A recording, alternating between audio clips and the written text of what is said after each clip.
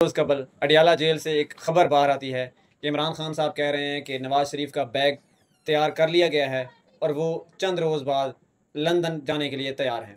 खैर, इस खबर को किसी ने इस खबर की तस्दीक नहीं की, लेकिन अगले ही रोज़ हमने देखा कि पाकिस्तान के तमाम तर निजी टेलीविज़न ने यह खबर ब्रेक की कि नवाज़ शरीफ मुमकिन तौर पर अगले हफ्ते लंदन जाने के लिए तैयार हो चुके हैं।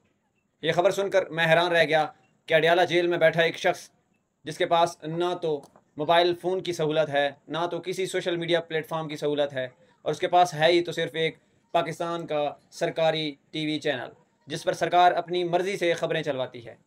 तो वो शख्स इतना बाखबर कैसे हो सकता है? इमरान खान साहब की कुछ प्रिडिक्शंस जो इमरान खान साहब ने पिछले दिनों दी हैं अडियाला जेल में बैठकर, वो आज हर्फ बहर्फ सच साबित हो रही हैं। खैर, मैं इस बात पर यकीन करने के लिए बिल्कुल राज़ी नहीं था कि जो लोग कहते हैं कि इमरान खान साहब इस वक्त बिल्कुल एंटी इस्टेब्लिशमेंट हो चुके हैं, या इस्टेब्लिशमेंट का या पाकिस्तान की किसी भी पावरफुल शख्सियत का हाथ इमरान खान साहब के सर पे नहीं है। इस बात को मानना इसलिए भी नामुमकिन है कि अडियाला जेल में बैठा एक शख्स असूलन तो सियासत और पाकिस्तान की मौजूदा सूरत हाल के मुताबिक उसको सबसे ज़्यादा लाइल्म होना चाहिए था, लेकिन सबसे ज़्यादा बाखबर वही शख्स है।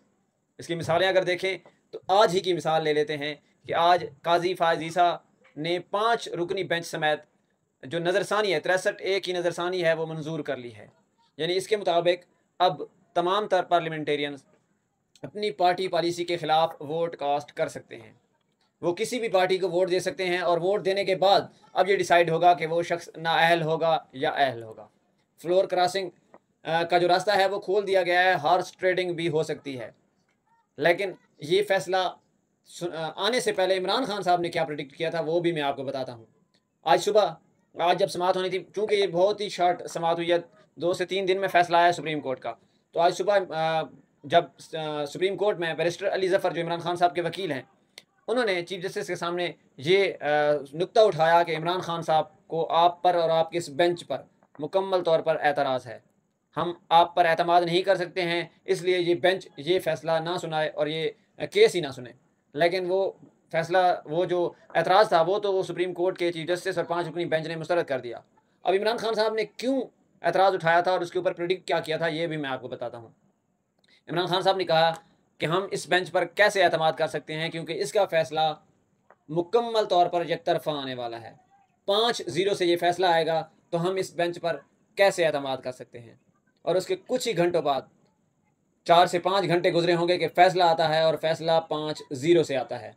इमरान खान साहब ने पहले ही बता दिया था कि ये फ़ैसला 5-0 से आएगा और इस फ़ैसले में नज़रसानी की दरख्वास्त मंजूर कर ली जाएगी और हॉर्स ट्रेडिंग फ्लोर क्रॉसिंग का रास्ता खोल दिया जाएगा।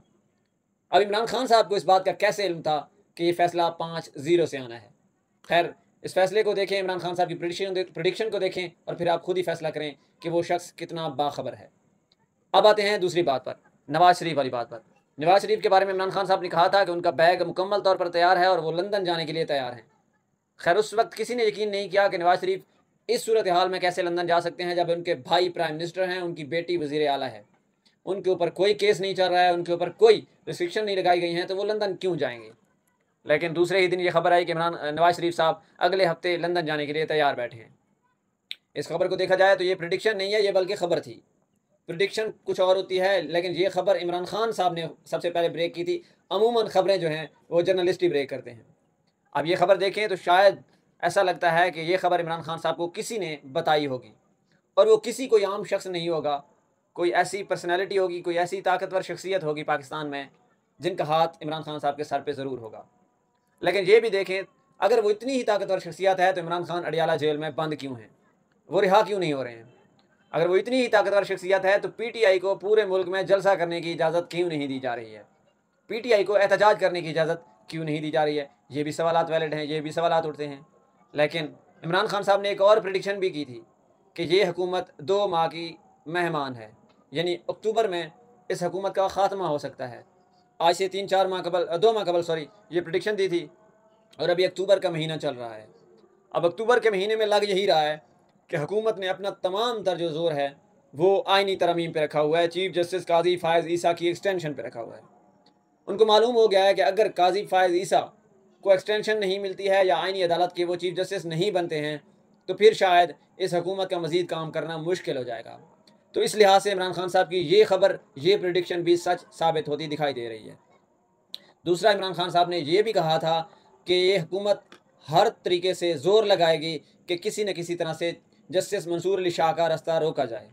आज हुकूमत वही कर रही है और उसकी सबसे ज़्यादा सहूलतकारी चीफ जस्टिस काजी फ़ायज़ ईसा कर रहे हैं।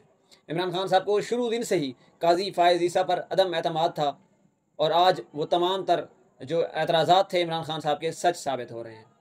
इमरान खान साहब ने यह भी कहा था कि अक्टूबर में शायद या इसके थोड़ा ही बाद मैं रिहा हो जाऊंगा, मुझे ये ज़्यादा देर जेल में नहीं रख सकते हैं। तो शायद अब नज़र वही आ रहा है कि इमरान खान साहब के तमाम तर केसेस ख़त्म होते दिखाई दे रहे हैं और तोशाखाना 2 केस वैसे ही ख़त्म हो गया है। नैब अलकादर ट्रस्ट का आखिरी केस है, उसमें अगर ज़मानत हो जाती है तो इमरान खान साहब बाहर आते भी दिखाई दे रहे हैं, लेकिन वो ख़ुद नहीं आना चाह रहे हैं। शायद वही बात है कि उनके सर पे किसी का हाथ है, उनके साथ पाकिस्तान की कोई ऐसी ताकतवर शख्सियत खड़ी है जो ये चाह रही है और इमरान खान साहब ये चाह रहे हैं कि पूरा निज़ाम एक मरतबा इतना एक्सपोज हो जाए कि शायद फिर उसका हल तलाश करने के लिए हमें कोई मुश्किल पेश ना आए, कोई ऐसी गद्दार पार्टी ना रहे, कोई ऐसा गद्दार शख्सियत, कोई ऐसा गद्दार इदारे में बैठे लोग ना रहें कि हमें फिर बाद में कोई पछतावा हो।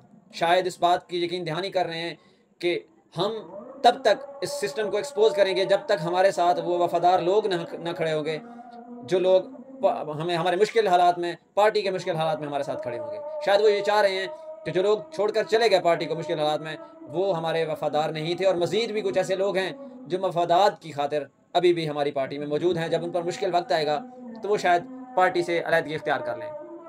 यही वजह है कि सबसे ज़्यादा मुश्किलात इमरान खान साहब खुद बर्दाश्त कर रहे हैं। दिन ब दिन इमरान खान पर सख्तियाँ बढ़ती जा रही हैं, लेकिन इमरान खान साहब का जो स्टैंड है वो जूं का तूं है, बल्कि मज़ीद सख्त होता जा रहा है। बाद से जो भी सख्त बयानात देता है इमरान खान साहब उसकी तो तायीद करते हैं, लेकिन जो भी मुफाहमत की सियासत करने की बात करता है इमरान खान साहब उसकी तरदीद नहीं करते, उसकी तायीद नहीं करते हैं, बल्कि उसकी मुखालफत करते हैं। तो लग यही रहा है कि इमरान खान साहब के साथ कोई ऐसी पर्सनैलिटी अभी भी खड़ी हुई है जिसका पाकिस्तान की सियासत में, पाकिस्तान की तमाम तर इंफ्रास्ट्रक्चर में बहुत ज़्यादा अहम किरदार है। शायद वो कोई अहम शख्सियत है, शायद बहुत ही पावरफुल शख्सियत है, क्योंकि अगर ऐसा होना होता तो इमरान खान साहब जिस तरह की सियासत करना चाह रहे हैं या जिस तरह की बातें कर रहे हैं, तो शायद इमरान खान साहब अब एक तरफ साइड लाइन लग चुके होते, लेकिन दूसरी तरफ हुकूमत अपनी तमाम तर कोशिशें कर रही है कि किसी तरह इमरान खान साहब का रास्ता रोका जाए। अब अगर फ्लोर क्रॉसिंग के ज़रिए नवाज शरीफ और उनकी हुकूमत आईनी तरमीम करने में कामयाब हो जाती है तो शायद फिर किसी हद तक इमरान खान साहब का रास्ता रुक जाएगा। जस्टिस मंसूर अली शाह भी वो ताकतवर शख्सियत नहीं रहेंगे जो चीफ जस्टिस बनने के बाद जिन्होंने बनना था। तो इस तरीके से शायद PTI का वजूद ख़त्म हो जाए, ये सोच रही है हुकूमत इस वक्त, लेकिन इमरान खान कुछ और सोच रहा है, और जो वो सोच रहा है शायद वो ये नहीं सोच रहे हैं। उनकी सोच इनसे काफ़ी आगे चल रही है इस वक्त तक की सूरत हाल के मुताबिक, क्योंकि अडियाला में बैठा शख्स ही गाइड कर रहा है कि ये मुल्क में होने जा रहा है, ये मुल्क में होने जा रहा है, और वही होता है जो इमरान खान कहता है।